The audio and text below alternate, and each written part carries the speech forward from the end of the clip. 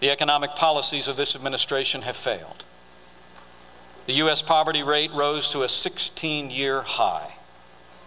We continue to hear the class warfare rhetoric about how the rich got richer. Now we know their strategy. Under their policies, the poor get poorer. It's heartbreaking, men and women. A vision for a better America means preserving and promoting the kind of tax relief that has always and will always release the inherent power of the American economy. It's not more spending. It's giving the American people more of their hard-earned tax dollars to spend. But you know, that's not the president's approach. He was talking a little bit about tax cuts in Cleveland a couple of days ago. But he also renewed his call for a tax increase on job creators in January of next year. Mr. President, higher taxes won't get anybody hired. Raising taxes on job creators won't create jobs. In the worst economy in 25 years, Congress must act immediately to ensure that no American sees a tax increase in January, not one single American.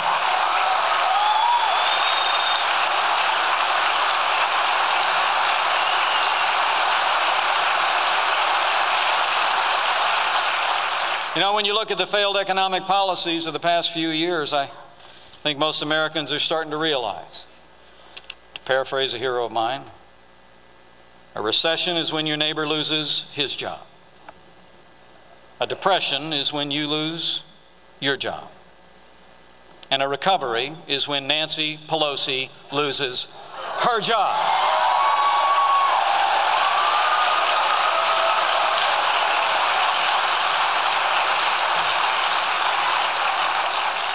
Finally, a vision for a better America must have one more element. We must recognize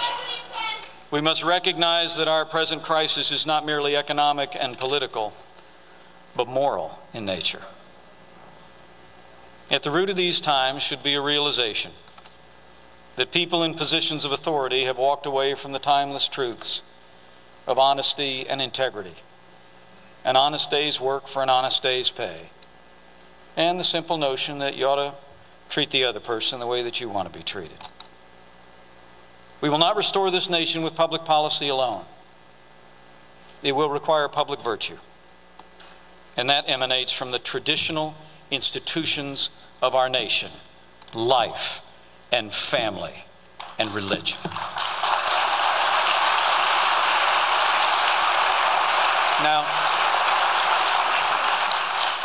Now I know that some say Republicans should stay away from these issues this year.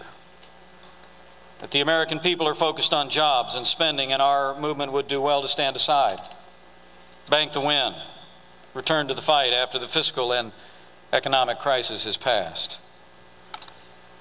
But we do not live in a world where an American leader can just focus on the financial ledger.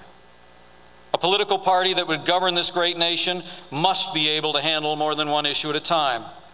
We must focus on our fiscal crisis and support our troops. We must work to create jobs and protect innocent human life and defend traditional marriage.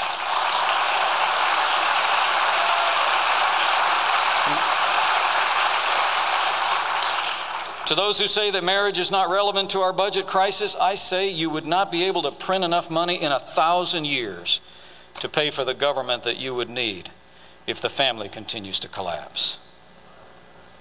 To those who say we should focus on cutting spending, I say, okay, let's start by denying all federal funding for abortion at home and abroad.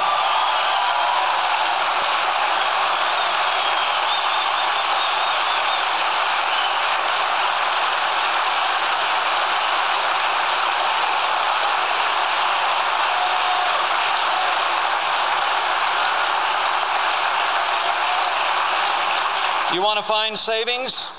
Let's cut funding to research that destroys human embryos in the name of science, and let's deny any and all funding to Planned Parenthood of America.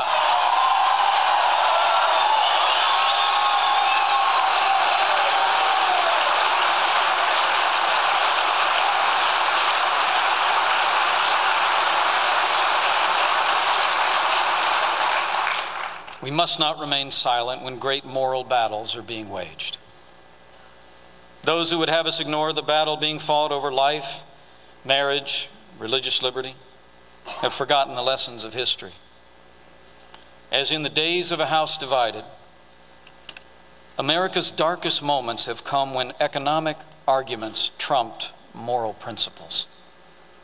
Men and women, we must demand, here and now, that the leaders of the Republican Party stand for life, traditional marriage, and religious liberty without apology.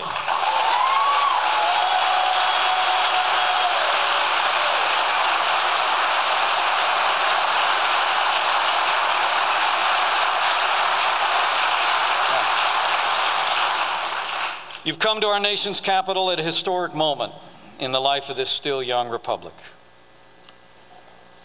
If we do not succeed in November, all that was once good and great about this country could someday be gone. So this is the moment. Now's the time. It's time for all of us to do all we can to preserve what makes this country great. The Bible says, if you owe debts, pay debts. If honor, then honor. If respect, then respect. We owe a debt to history. But not just our nation's storied history, but to our own personal history. To those who've gone before and on whose shoulders we stand. I buried my father 22 years ago. He was an ordinary man growing up on the south side of Chicago. Married the daughter of Irish immigrants, followed his dreams. When the time came, he put on the uniform. Even though he was a gentle soul, he went into battle in Korea. He came back never to speak of it again, and the medals stayed in the drawer. He built a family, and he built a business. My dad said two things more often than any others. He reminded myself, my three brothers, and my two sisters that not my will but thine be done. And then he would look at us and say, climb your own mountain. Men and women of the Values Voters Summit, we have a mountain to climb. Those that have gone before in your life climbed their mountain. They stood for freedom. They stood in harm's way. They demanded a government as good as our people. Now it's our turn. The time has come to take our stand. We must not be afraid, and we must fight for what has always been the source of American greatness, our faith in God and our freedom. And if we hold that banner high, I believe with all my heart the good and great people of this land will rally to our cause. We will win this Congress back in 2010, and we will win this country back in 2012. So help us God.